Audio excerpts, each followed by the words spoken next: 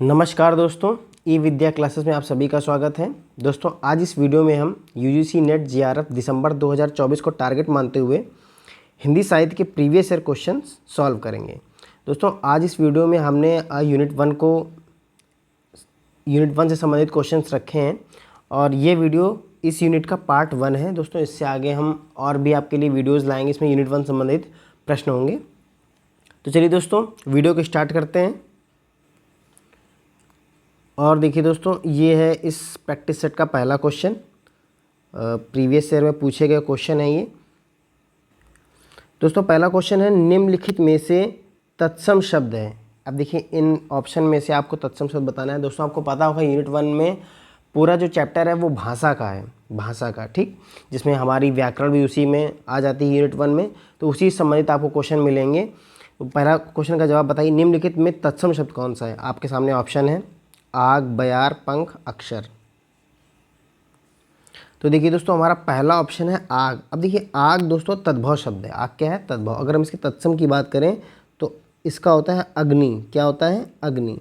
और अगर इसके और पर्यायवाची की बात करें, और भी पर्याय की बात करें तो अग्नि का देखिए और होता है हुताशन, ठीक, हुताशन होता है। पावक, दहन, ये सब किसके हैं? ये सब आग के ही पर्यायवाची हैं। और अगर दूसरा ऑप्शन देखें, ये है बयार। अब देखिए बयार भी दोस्तों तद्भव शब्द ही है और हिंदी का देशज शब्द है, ठीक है। ये देशज एक देसी शब्द है, ये हर भाषा में आपको नहीं मिलेगा, ये देसी शब्द है। अब देखिए इसका अर्थ क्या होता है? हवा। क्या होता है? हवा, वायु, ये बयार का अर्थ है, ठीक। तीसरा ऑप्शन है, अब देखिए दोस्तों ये तत्सम नहीं, दोनों ही तद्भव हैं, ये तो देसी शब्द हो गया। अब देखिए पंख, पंख भी दोस्तों तद्भव शब्द है। क्या है? तद्भव। अगर इसका हम तत्सम की बात करेंगे तो होता है पक्ष। पंख का तत्सम क्या होता है? पक्ष होता है। और अगर इसके हम पर्यायवाची देखें तो डैना, ये भी इसका देखिए पर्यायवाची है। पर, पखौटा, ये सब किसके हैं?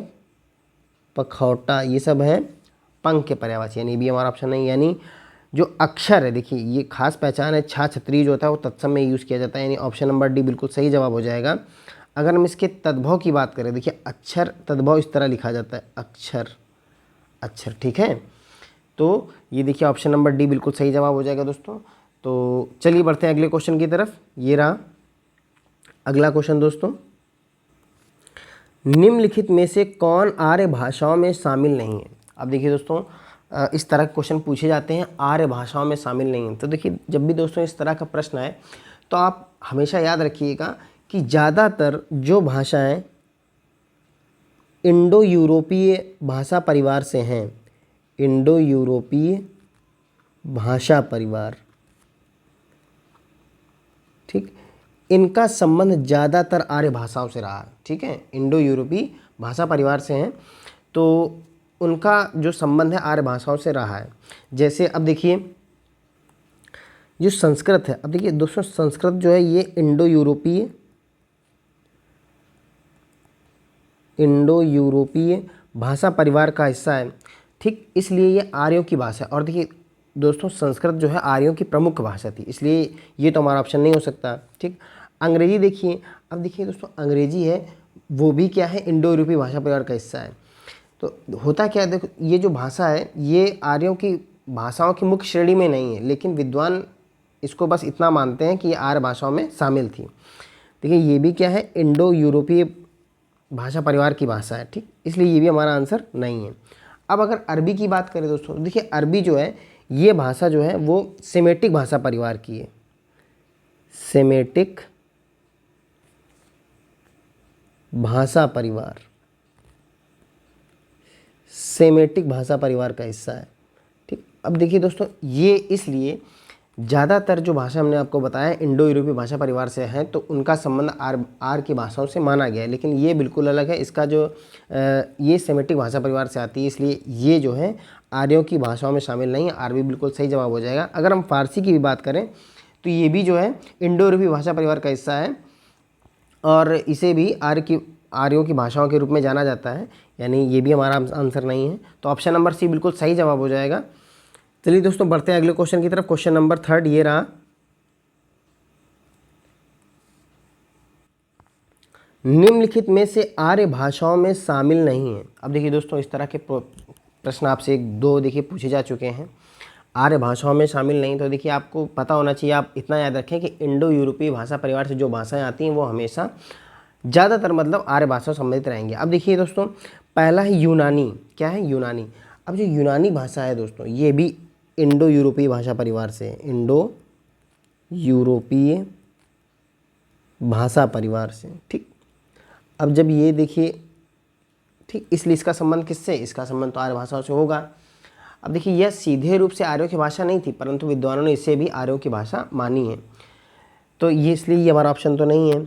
ठीक, अब देखिए लैटिन भाषा, जो लैटिन भाषा ये भी इंडो यूरोपीय भाषा परिवार से है, इसलिए ये भी आर्यों की भाषाओं में शामिल है। और दोस्तों इसकी खास बात आप ये भी जानिए, यह प्राचीन रोम की भाषा थी। किसकी थी? वह प्राचीन रोम की भाषा थी, रोम की भाषा थी। ठीक, और अगर इसके हम लैटिन भाषा की खास बात बताएं तो देखिए, आज की कई यूरोपीय भाषाओं की जननी मानी जाती है। ठीक है, यूरोपीय भाषाओं की जननी माना जाता है इसे, यूरोपीय भाषाओं की जननी माना जाता है, जननी माना जाता है। दोस्तों इस वीडियो का आपको जो पीडीएफ है वो आपको हमारे टेलीग्राम चैनल पर मिल जाएगा। आप हमारे चैनल के डिस्क्रिप्शन में आपको मिल जाएगा टेलीग्राम का लिंक, तो वहाँ से आप हमारा टेलीग्राम चैनल को ज्वाइन कर सकते हैं। तो ये दोनों ही विशेषताएं किसकी हैं? लैटिन भाषा की। अगर हम प्राकृत भाषा की बात करें तो देखिए दोस्तों, यह भी जो है ये भी इंडो यूरोपीय भाषा परिवार से आती है, और देखिए ये भारत की प्राचीन भाषा है। ठीक, भारत की प्राचीन भाषा रही, आपको याद होगा, ये जो जैन धर्म से संबंधित भाषा है, प्राकृत भाषा प्राचीन भाषा है भारत की। इसका समय क्या था भारत में? तो इसका समय था 1 ईस्वी से 500 ईस्वी तक, 500 ईस्वी तक इसका प्रभाव माना जाता रहा। इसलिए ये भी देखिए प्राकृत भी आर्य भाषाओं से शामिल है, आर्य भाषाओं में शामिल थी। लेकिन देखिए तुर्की जो भाषा है यहाँ पर, तुर्की, देखिए ये जो है ये तुर्की भाषा परिवार से, किस परिवार से है? तुर्की भाषा परिवार से संबंधित है, तुर्की भाषा परिवार से।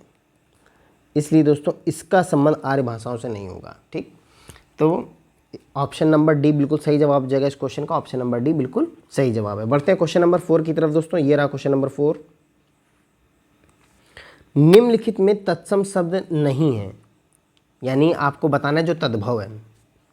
अब देखिए पहला ऑप्शन है आज्ञा, तो आज्ञा तत्सम शब्द है, इसका जो तद्भव होता है वो होता है आदर। क्या होता है? आदर, इसलिए ये ऑप्शन तो नहीं है।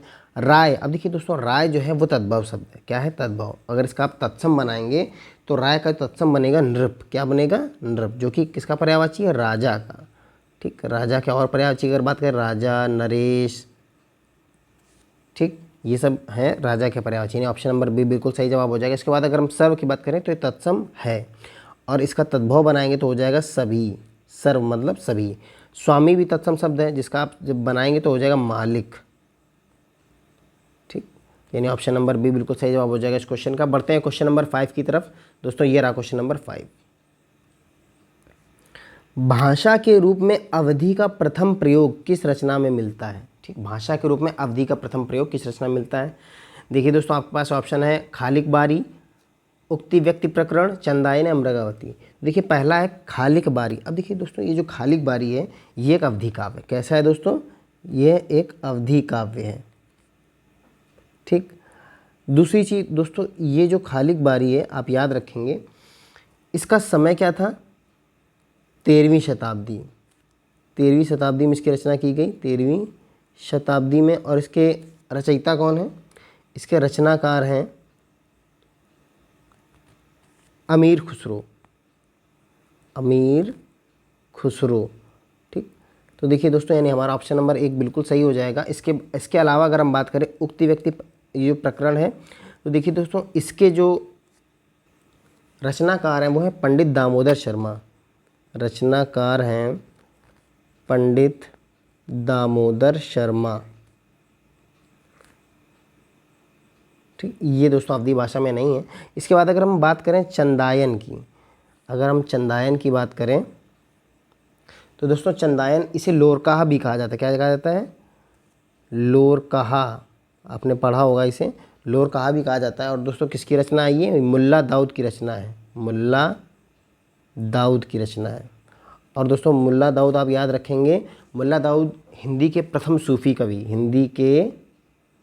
हिंदी के प्रथम सूफ़ी कवि किसे कहा जाता है? तो ये मुल्ला दाऊद को ही सूफ़ी कवि, मुल्ला दाऊद को ही कहा जाता है। और अगर हम यहाँ मृगावती की बात करें तो दोस्तों ये किसकी रचना है? मृगावती की बात करें तो कुतुबन की रचना है, कुतुबन की। ठीक, ये दोस्तों ये फैक्ट्स आप याद रखेंगे। तो इसका सही जवाब ऑप्शन नंबर ए बिल्कुल सही है। बढ़ते हैं क्वेश्चन नंबर 6 की तरफ। दोस्तों आपको अगर हमारी वीडियो अच्छी लग रही हो, समझ में आ रही हो, तो वीडियो को ज़रूर लाइक करें, अपने दोस्तों के साथ शेयर करें। और अगर आप हमारे चैनल में नए हो तो चैनल को सब्सक्राइब जरूर कर लें दोस्तों, ताकि हम आपके लिए एक से एक बढ़िया वीडियो लाते रहें। तो चलिए दोस्तों, आज ये रहा क्वेश्चन नंबर 6।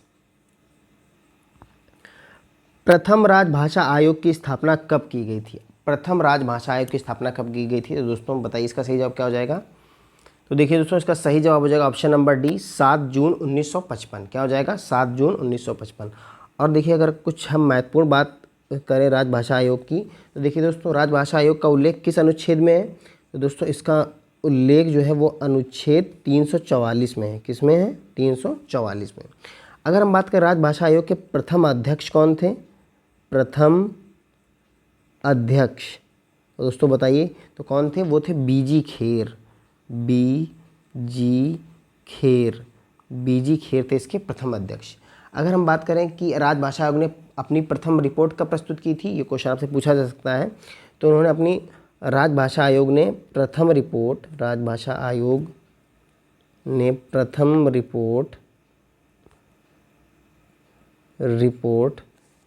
31 जुलाई 1956 को प्रस्तुत की। देखिए दोस्तों गठन हो गया था 7 जून 1955 में, लेकिन उन्होंने अपनी पहली रिपोर्ट प्रस्तुत की थी 31 जुलाई 1956 में। बिल्कुल सही है। तो ऑप्शन नंबर डी बिल्कुल सही जवाब इस क्वेश्चन का। बढ़ते हैं क्वेश्चन नंबर 7 की तरफ दोस्तों। ये रहा क्वेश्चन नंबर 7। बघेली बोली किस अपभ्रंश से विकसित हुई है? बघेली बोली किस अपभ्रंश से विकसित हुई दोस्तों, बताना है आपको। तो देखिए दोस्तों पहले हम आपको कुछ बात बताना चाहते हैं। देखिए जो सौर सेनी अपभ्रंश है, सौर सेनी अपभ्रंश, देखिए इसके अंतर्गत प्रमुख 3 उपभाषाएं आती हैं। कौन कौन सी? अगर हम इसकी बात करें तो इसकी प्रमुख 3 उपभाषाएं आती हैं, जिसमें पहली है राजस्थानी हिंदी। ठीक, राजस्थानी हिंदी। इसके बाद दूसरी जो भाषा है वो है पहाड़ी हिंदी। और तीसरी जो भाषा है वो है पश्चिमी हिंदी। अब देखिए दोस्तों इसके अंतर्गत भी आप जब देखेंगे तो बहुत सारी बोलियां आती हैं, इसके अंदर भी। तो देखिए इसमें बघेली नहीं आती दोस्तों, सौर सेनी अपभ्रंश में बघेली नहीं आती, यानी ये तो हमारा ऑप्शन नहीं हो सकता। अब देखिए दोस्तों अगर हम मागधी की बात करें तो मागधी अपभ्रंश की जो उपभाषा है मागधी अपभ्रंश की, वो है बिहारी हिंदी। कौन है? बिहारी हिंदी। अब बिहारी हिंदी में दोस्तों केवल 3 बोलियां आती हैं, जिसमें पहली है भोजपुरी, मगही और मैथिली। ठीक, मैथिली। अब देखिए दोस्तों इसमें भी आपकी जो बघेली वो भाषा इसमें भी नहीं आती, यानी मागधी अपभ्रंश भी इसका सही जवाब नहीं है। अगर हम बात करें अर्ध मागधी की, देखिए दोस्तों यहाँ पर लिख देते हैं। देखिए दोस्तों अर्ध मागधी अपभ्रंश है, इसकी उपभाषा जो है वो है पूर्वी हिंदी। ठीक, अब देखिए दोस्तों पूर्वी हिंदी की अगर हम बात करेंगे तो पूर्वी हिंदी में जो बोलियां आती हैं वो 3 बोलियां आती हैं। कौन कौन सी आप याद रखेंगे? अवधी, बघेली और छत्तीसगढ़ी।